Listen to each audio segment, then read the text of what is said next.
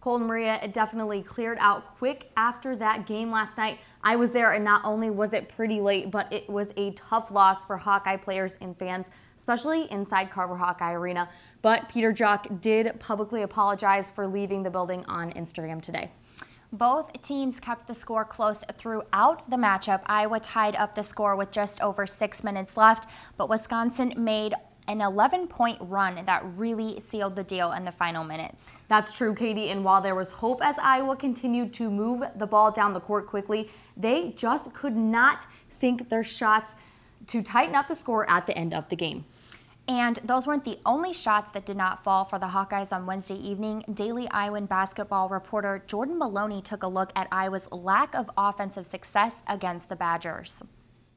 Before Wednesday night's game, the Iowa men's basketball team's story has been key shots, but that just wasn't the case against the Wisconsin Badgers. Iowa just couldn't get the shots to fall, and their last point came with 6 minutes left on the clock. It seems the Iowa Hawkeyes caught an offensive drought. You know, I look at it like this. If we're running good offense, you know, we were moving the ball, we were driving the ball, we were getting to the free throw line. You know, when you have a team that's tired, you want to drive the ball. The Hawkeyes' leading scorer, Jared Uthoff, had only 4 points in the first half. And while Peter Jok led his team with 17 points in the first, carrying his team seemed to be tiring for the junior, who added only 4 points in the second half of the game. We got pretty good looks. I thought Woody, you know, he did a great job going back and getting us some extra opportunities. I think Pete got tired a little bit. But again, I mean, I thought we got great shot opportunities. Shooting only 33% from the field, Iowa's Uthoff and Jok weren't the only starters not sinking their shots against Wisconsin. I got great looks, and I missed a couple layups. You know, easy buckets I usually make, so it goes sometimes. But taking the wrong shot wasn't Iowa's only misfortune on the evening. Taylor has more on how the Hawkeyes' night took a turn for the worse.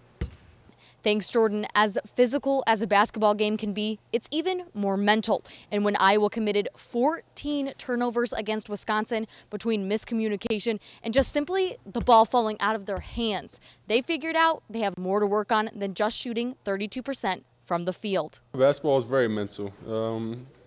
So tonight we made too many mental mistakes, and that's what cost us. Those mistakes, turnovers, that seem very uncharacteristic of this Iowa team. It's very uncharacteristic turnovers, you know, especially against a team like Wisconsin that, you know, is more packed line, not necessarily pressuring, trying to force the turnovers. But the mental game seemed to be off too, as many were unforced. You know, I think a lot of, you know, turnovers, unforced turnovers. 14 was way too much for head coach Fran McCaffrey. 6 in the second half was too much even. I know I think we had 8 in the first half, 6 in the second half, I think. But 6 turnovers is too many. 8 is way too many. You know, against a team that's playing half-court man. But this team needs to do one thing, and the whole team is aware of it, and that's getting back to playing well.